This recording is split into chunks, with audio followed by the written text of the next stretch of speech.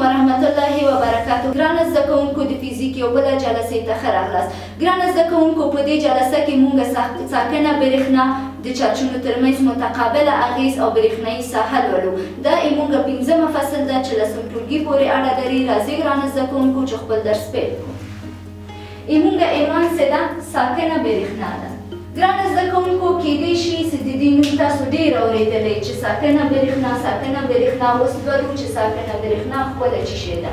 ګرانه زده کوونکو ساکنه برېښنا ته الکتروستاتیک هم وایي. الکتروستاتیک یعنی د فزیک د علم له نظره ساکنه برېښنا ته الکتروستاتیک هم ویل کېږي. په دې ځای کې موږ راځو برېښنایي چارجونه لولو. لومړی برېښنایي چارجونه یا چارج دا یو خاصیت دی چې ټولو جسمونو کې شتون لري. یعنی په ټولو جسمونو کې برېښنایي چارجونو خاصیت شتون لري. په ټولو جسمونو کې برېښنایي چارجونو خاصیت شتون لري. او اغیزې هغه وخت لیدل کېږي کله چې یو جسم یو یا څو اضافه الکترونونه ولري. یعنی یو جسم سیدي یو جسم یو یا څو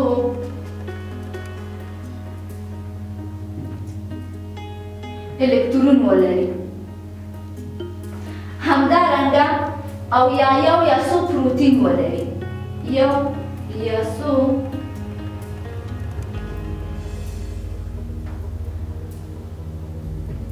پروتونونه ولري. یو یا څو پروتونونو شمیر پورې اړه لري. یعنی کله چې یو جسم یو یا څو اضافي الکترونونه لري یا د پروتونونو شمیر پورې اړه ولري. جسم په خپله نورماله حالت کې چې مساوي شمیر الکترونونه او پروتونونه ولري. یعنی یو جسم که په مساوي ډول الکترون او پروتون ولري.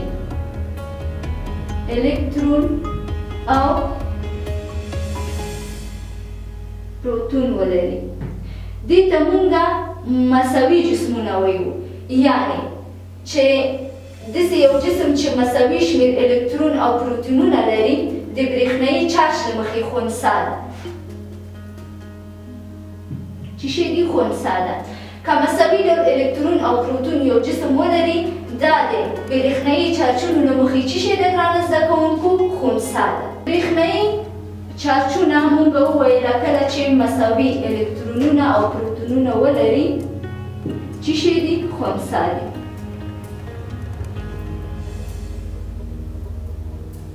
نو د دې له نظره خپله سیدي دغه برقي یا برېښنایي چارجونه په 3 کټګوري باندې ویشلي تقسیم شوي دي یا ویشل شوي دي. یو سیدي ګرانه زده کوونکو حاده اجسام دي. حاده اجسام. دویم سیدي نیمه حاده اجسام دي. نیمه حاده اجسام.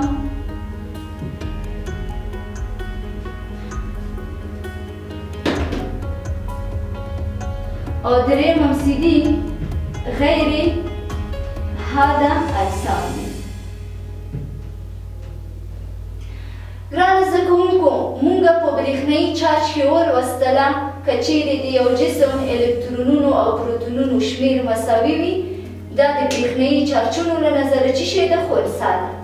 چې د دې له نظره موږ 3 ډوله اجسام لرو. یو سیدي حاده اجسام دي. دویم سیدي نیمه حاده اجسام دي. دریم سیدي غیر حاده اجسام دي. اوس دا هر یو لولو چې خپله څه شی ده. لومړی راځو ګرانه زده کوونکو حاده اجسام باندې. داسې شیان شته چې برېښنایي جریان مکمله ډول له ځان څخه څه شی کوي؟ تېروي. لکه ډېره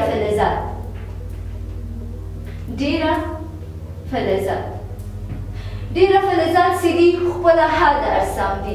بغیر له فلزات نه هغه جسمونو څه په ښه توګه کولی شي چې برېښنایي چارجونه له ځان څخه تیر کړي یا عبور کړي یا برېښنایي جریان په ښه توګه د هغې څخه تیر شي دې ته موږ حاده اجسام وایو. ګرانه زده کوونکو ځینې جسمونه موږ لرو چې دا الکترون او پروتین یعنې حاده یا د برېښنایي جریان له ځان څخه تیروي خو مکمله ډول نشي تیرولی دې ته موږ نیمه حاده اجسام وایو. او ګرانه زده کوونکو په دې نړۍ کې یا په دې طبیعت کې موږ داسې نور څیزونه هم لرو چې بیخي دغه برېښنایي جریان یا برقي جریان د ځان څخه نشي تیرولی لکه لرګي یا همچنان پلاستیک. تاسو به لیدلی چې پلاستیک دغه برېښنایي جریان هغه کې له ځان څخه تیر کړي نه. نو پلاستیک څه ده؟ یو غیر هادي جسم دی ځکه چې نشي کولی برېښنایي جریان له ځان څخه تیر کړي. همدارنګه نور مثال هم ورته ویلو شو لکه لرګي.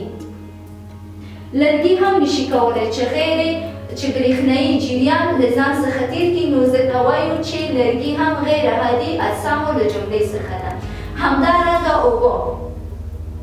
اوبه هم نشي کولی سي برېښنایي جریان له ځان څخه تیر کړي نو ځکه دې ته هم غیر هادي اجسام وایو. ګرانو زده کوونکو تاسو به لیدلی د برقونو دا لینونه چې دي ټول د فلزاتو څخه جوړه سوي دي نو ځکه هغوی ته موږ حاده اجسام هم ویلی شو ځکه په ښه توګه کولی شي چې له ځان څخه دا برقي یا برېښنایي جریان له ځان څخه تیر کړي په مکمله ډول باندې. او ګرانو زده کوونکو نیمه حاده اجسام. نیمه حاده اجسام داسې شیان شته چې په نورماله شرایطو کې د برېښنا چټکتیا یا سرعت خورا ښه نه وي ځکه چې په نورماله شرایطو کې دوی وړیا الکترونونه نه لري. ګرانو زده کوونکو زموږ بله عنوان څه ده؟ د چارجونو ترمنځ متقابل اغېز ده. د چارجونو ترمنځ متقابل اغېز. ګرانو زده کوونکو که موږ داسې یو جسم ولرو لکه موږ فکر وکړئ چې دا یو جسم ده او دا هم بل جسم ده. د دواړه علامې د دې خوا هم مثبت دي د دې خوا هم مثبت دي. دا څه شی کوي ګرانو زده کوونکو؟ دغه دوه جسمونه یو بل نه جذبوي بلکې دغه دوه جسمونه یو بل ته مخه کوي. یو بل ته مخه کوي. څه معنا؟ یعنې یو بل سیدي دفعه کوي. دفعه کوي ځکه چې دوی هم علامه دي. همدارنګه ګرانو زده کوونکو که موږ بل داسې دوه جسمونه ولرو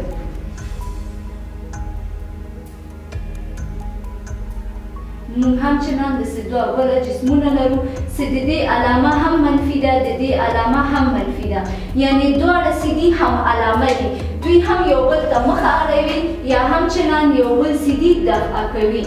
یو بل سیدي دفعه کوي ځکه چې دوی هم علامه دي. یعنې په عمومي ډول داسې موږ ویلی شو که چیرې دوه څیزونه هم علامه وي دوی یو بل نشي جذبولی. نشي جذبولی.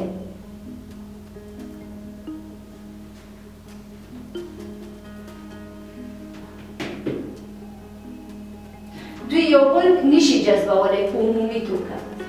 خو ګرانو زده کوونکو که موږ دوه داسې جسمونه ولرو لکه یو جسم موږ لرو په دې شکل باندې بل جسم لرو په دې شکل باندې که دې جسمونو ته موږ ځیر شو یو خواته سیدي علامه منفي ده یعنې د دا جسم سیدي علامه څه شی ده؟ منفي ده او د دې جسم علامه سیدي مثبت دي.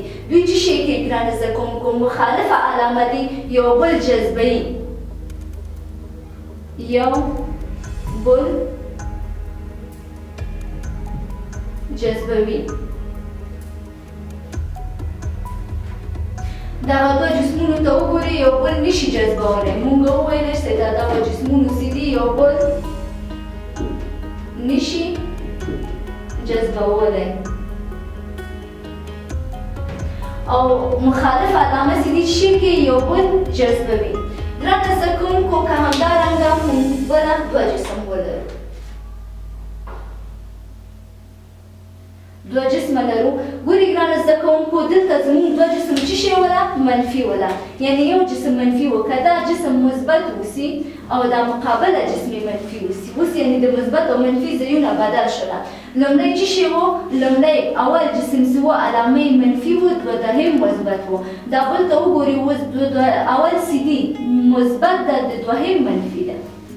دوی هم بیا ځکه چې مخالف العلامه دي څه کوي؟ یو بل جذبوي. یو بل جذبوي. نور د دې له نتیجې څخه کولی شو چې موږ داسې وایو چې د چارجونو ترمنځ متقابل اغیز که مخالفه علامه یې څه شی ده؟ یو بل جذبوي. یو بل جذبوي. دا په څه معنا؟ په دې معنا چې یو بل نشي دفع کولی. یو بل نشي دفع کولی. یعنی یو بل جذبوي. نورې مونږه دغه دوه وله د چارجونو ترمنځ متقابل اغیز. د دې نه مونږه نتیجه اخلو. زمونږه بله عنوان چې ده برېښنایي ساحه ده.